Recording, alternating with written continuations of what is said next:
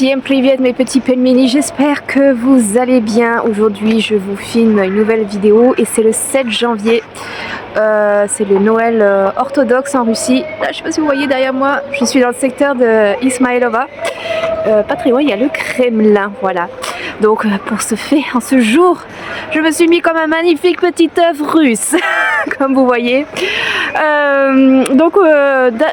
Avant de commencer le thème de la vidéo, je voulais remercier tous vos commentaires bienveillants sous ma dernière vidéo où j'expliquais mes raisons pour lesquelles je suis venue en Russie. Merci à vous, c'est très gentil. Je n'ai pas pu répondre à tout le monde, mais j'essaye de répondre un maximum ou voilà, de mettre des petits likes. Donc merci beaucoup. Et pour par contre l'épice vinaigre là. Bon, messieurs les pistes vinaigres ou mesdames les pistes vinaigres de BFM, de LCI, sachez que vous perdez votre temps avec vos commentaires inutiles. Ça ne me blesse pas, je m'en fous et je les supprime en fait parce que j'ai pas envie de garder des débilités comme ça. Donc voilà, sachez que vous perdez votre temps, faites d'autres choses plus utiles si au lieu de, je sais pas, de d'écrire des trucs, des commentaires complètement débiles. Parce que de toute façon il reste pas. Donc voilà, donc aujourd'hui on va parler d'une question qui revient souvent durant mes lives TikTok. D'ailleurs si tu ne me suis pas sur TikTok, je t'invite à me suivre. Je publie pas mal de contenu sur le quotidien en Russie, notamment à Moscou, mais pas qu'à Moscou, quand je peux partir je pars dans d'autres villes et notamment je fais pas mal de lives, voilà, pas mal de lives pour vous montrer un petit peu la vie, comment ça se passe en Russie. Donc il y a une question qui revient souvent, c'est bien évidemment aujourd'hui comment ça se passe en tant que Français en Russie. Donc je vais répondre à cette question. Il y a plusieurs points à voir. Tout d'abord, la première question c'est est-ce que nous en tant que Français actuellement on peut venir en Russie? Oui, tout à fait, vous pouvez venir en Russie, il n'y a pas de problème à ce niveau-là.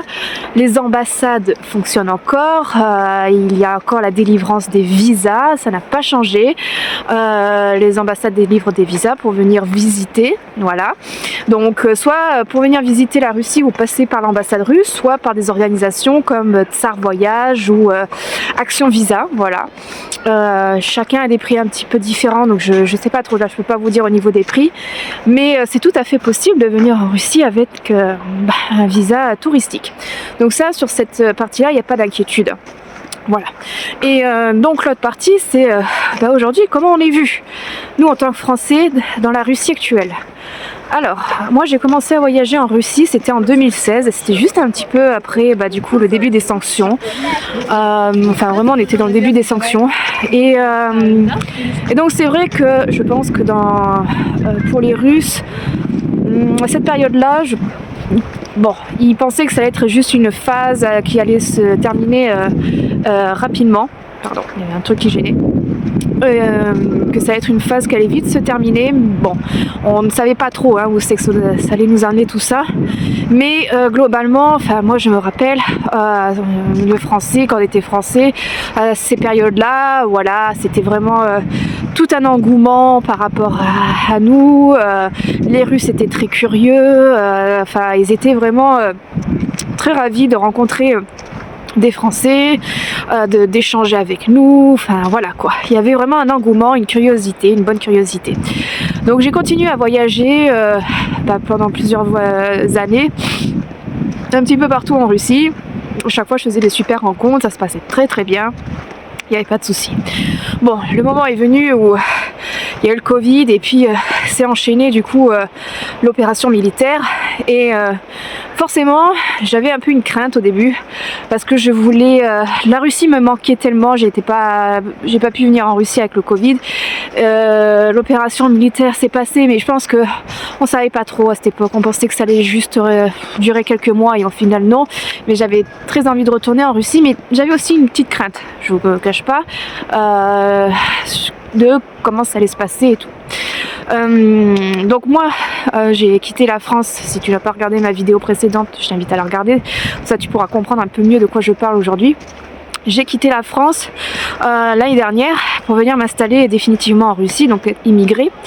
Et donc est-ce que j'avais vraiment des craintes? Est-ce que Comment ça allait se passer? Ben, je dirais que dans l'ensemble, ça se passe très bien encore. Je veux dire, en tant que Français, si on fait les choses correctement, qu'on s'intègre, on fait tout ce qu'il faut, ça va très bien. Hein. Même en tant que touriste, il n'y a pas vraiment de soucis. Maintenant, oui, je vois qu'il y a quand même une certaine méfiance auprès des Russes, oui, une certaine méfiance auprès d'étrangers, notamment occidentaux, de nous Français bien évidemment, qui s'est installé, et ça, on n'a pas à leur en vouloir, c'est tout à fait normal, j'ai envie de dire. Donc il y a peut-être l'engouement qu'il y avait avant tout ça, peut-être a fait un peu l'effet soufflé. Voilà, par rapport aux Russes, qu'il y a plus de méfiance, moins d'engouement, oui, pour certains Russes, où ils font plus attention, un peu plus vigilants par rapport à nous occidentaux, ça oui, voilà, je ne vais pas vous le cacher, ça oui. Mais cependant, ce que j'apprécie chez les Russes, c'est qu'ils font la distinction entre le pays, donc le pays c'est le peuple, sa culture et son histoire, et l'État. Donc l'État, on va dire, c'est la politique. Et donc ils font la distinction parmi l'État et le pays. Et ça, c'est vraiment quelque chose que je trouve assez formidable, parce que de notre côté, vu la position de la France à l'égard de la Russie, où franchement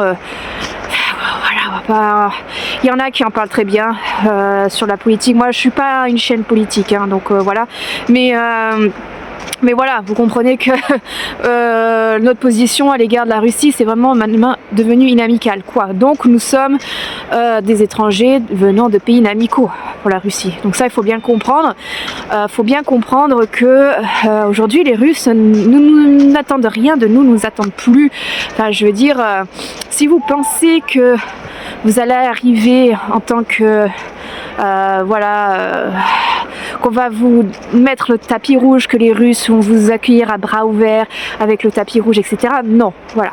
Il y a une certaine maintenant méfiance, un peu moins d'engouement, ça c'est tout à fait entendable et c'est normal. Et donc il faut s'adapter, voilà, il faut s'intégrer, il faut s'adapter.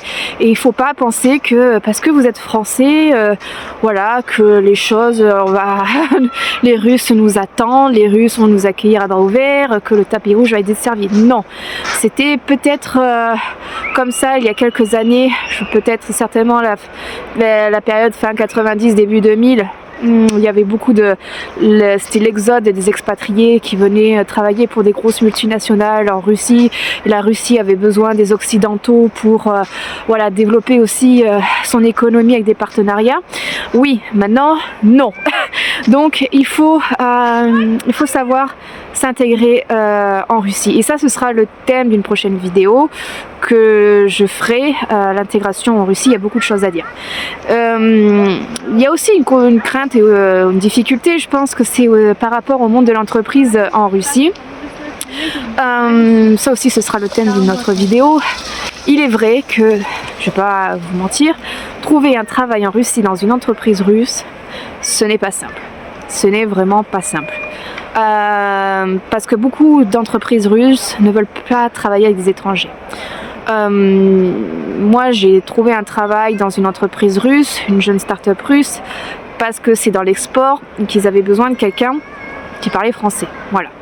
Donc moi j'ai pu effectivement avoir la chance de trouver ce travail-là. Cependant, j'ai fait plusieurs entretiens et beaucoup d'entretiens m'ont été refusés parce que je suis étrangère. Et lorsque j'ai dit que j'étais française, pour certaines entreprises russes, ça a été directement merci, au revoir. Donc ça, il faut l'entendre, il faut le comprendre, c'est que sur le marché du travail, maintenant, les entreprises russes, alors il y a aussi le côté, parce que juridiquement parlant, les recruteurs sont très mal informés sur les statuts des étrangers, mais aussi je pense que beaucoup d'entreprises russes ne veulent pas avoir d'étrangers dans leur entreprise. Vous ne savez pas, il y a peut-être dans la direction le frère du directeur, l'oncle, je ne sais pas quoi, qui est au front en Ukraine. Vous voyez bien, vous arrivez en tant que Français, bon, non, tu vois.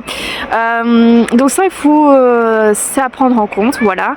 Il y a aussi dans le monde de l'administration, de la bureaucratie, surtout dans tout ce qui est procédure, on va dire, de immigration, il y a des agents qui sont très sympas, il n'y a pas de souci, voilà, il n'y a pas de problème, mais il peut y arriver que vous tombez sur des fonctionnaires qui soient pas agréables avec vous, qui vous font comprendre qu'ils n'ont pas forcément envie de vous voir sur leur territoire. Parce que déjà, il y en a qui sont mobilisés, dans leurs collègues, il y en a qui ont été mobilisés. Il suffit aussi pareil des membres de la famille qui soient actuellement sur le front, peut-être qu'ils ont perdu des proches, et que vous, bon, en tant qu'occidental d'un pays amical, vous pouvez risquer d'être en face de gens de fonctionnaires, qui vont pas être agréables avec vous et qui vont vous faire comprendre qu'ils n'ont pas envie de vous voir sur leur territoire. Et ça, c'est tout à fait entendable. Voilà, il n'y a pas. C'est vrai que je sais pas pourquoi. C'est surtout parmi les Français qui se prennent un peu supérieurs ou tout leur va être dû, etc. Non. Je pense que maintenant, vu la situation actuelle, il faut accepter d'avoir certaines obligations en Russie, d'accepter les obligations en Russie, d'accepter effectivement que les Russes peuvent avoir un regard plus méfiant, certains pas aimables avec vous, ça, il faut l'accepter et c'est tout à fait entendable. Et si ça ne vous plaît pas, comme on dit, si ça vous ne voulez pas le comprendre, ça vous plaît pas, n'allez pas en Russie en fait, restez en France. Voilà. Donc j'ai pas envie de vous dire que oui, les Russes vont vous accueillir à bras ouverts, venez, il n'y a pas de souci, nanana, près des Russes. Bien sûr que non, il n'y a pas, au global, il n'y a pas de souci dans le sens que, voilà, on n'est pas malmené, on n'est pas insulté, il n'y a pas que, voilà, non, ça n'existe pas parce que la plupart des Russes, comme je vous le dis, font la distinction entre l'État et le pays, voilà. Et beaucoup sont toujours aussi agréablement surpris de voir des étrangers, de voir des Français parce que nous avons une histoire qui a été partagée, qui se relie, donc il y a toujours ce lien historique qu'on a, qui fait qu'on maintient certains liens avec la Russie et les peuples russes. Ça oui, il n'y a pas de souci. Maintenant, oui, il y a une méfiance, oui, moins d'engouement, certainement, voilà, c'est un petit peu plus sur la défensive pour certains, ça, vous allez certainement rencontrer des Russes qui, bon, voilà, vont pas vouloir plus communiquer avec vous, vont être un peu sur la défensive et ok, vous allez de suite le comprendre et le sentir et bon voilà c'est tout, vous n'allez pas continuer plus chercher une entente avec eux si derrière, en face de vous vous sentez assez réticent, assez méfiant.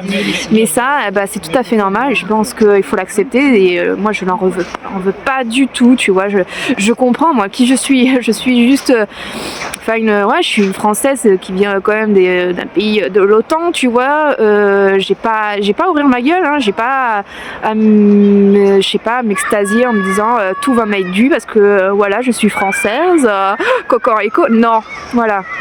Donc ça il faut l'entendre. Maintenant il n'y a pas de souci. Enfin je veux dire venir en Russie actuellement en tant que Français c'est tout à fait possible.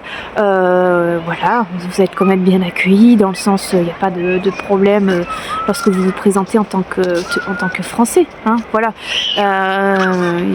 Personne va vous attaquer, personne va vous insulter ou quoi que ce soit. Si vous faites les choses bien, il n'y a pas de souci. Donc voilà. C'était une petite vidéo voilà, pour répondre à certains Français qui auraient des craintes sur le fait de venir en Russie, comment on est perçu.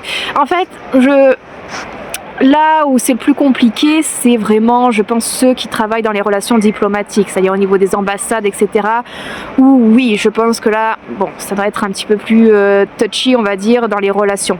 Maintenant, vous qui êtes citoyen lambda, c'est-à-dire que vous ne travaillez pas dans tout ce qui est relations diplomatiques, ambassades, etc., vous venez en Russie parce que vous avez un intérêt du pays, parce que vous avez envie d'apprendre la culture du pays, de vous intéresser au peuple russe, et donc forcément les Russes, si en face d'eux, ils voient que vous êtes quelqu'un voilà, qui veut tout faire pour s'intégrer, qui fait les choses bien, qui s'intéresse à eux, mais bien sûr que pour eux, il n'y aura pas de problème, vous voyez, il n'y aura pas de soucis, vous allez nouer des liens d'amitié, vous allez faire des bonnes connaissances, donc voilà les amis, les petits pelmini, j'espère avoir été précise dans cette vidéo.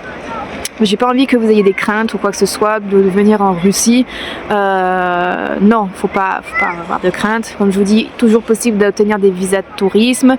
Je sais que par rapport au visa idéologique, les Français sont les premiers à faire la demande du visa idéologique. Alors le visa idéologique, c'est le décret qui a été signé par Vladimir Poutine en septembre, qui donne le droit, en fait, c'est une simplification au niveau de l'immigration, de venir vivre en Russie. Ça vous donne un permis de séjour temporaire de 3 ans sous visa idéologique, c'est-à-dire parce que vous voulez quitter votre pays pour des raisons de mœurs, pour des raisons idéologiques, le pays ne vous convient pas, donc voilà, c'est une facilité de venir s'installer en Russie, voilà. Donc vous voyez, les portes ne sont pas fermées envers nous, non du tout. Les Russes ont quand même un souvenir par rapport à l'histoire, voilà, c'est ça qui nous maintient, qui nous relie aussi, donc voilà mes petits pelmini, c'était tout pour aujourd'hui, c'est une petite vidéo. Je vais vous laisser sous quelques images de la neige en Russie, les gens sont là, il y a les enfants qui font de la luge, c'est bon enfant, voilà. Allez, paka paka.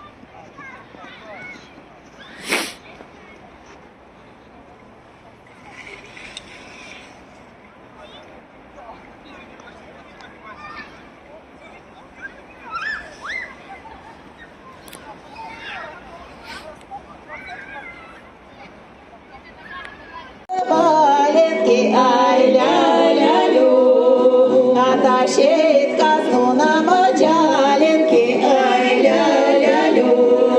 Кому выпоют, тому мы с добром, ай-ля-ля-лю. Кому вынется, тому сбудется, ай-ля-ля-лю. Ничего там.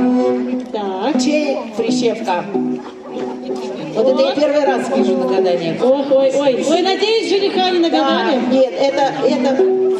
Да, нет, это гадание, значит, оно предвещает чего? Значит, мышь бежит по заваленке, тащит козлу на мочалинке. Это значит, надо очень осторожно относиться к своему капиталу, бережно, и решения в этом году принимать очень осознанно.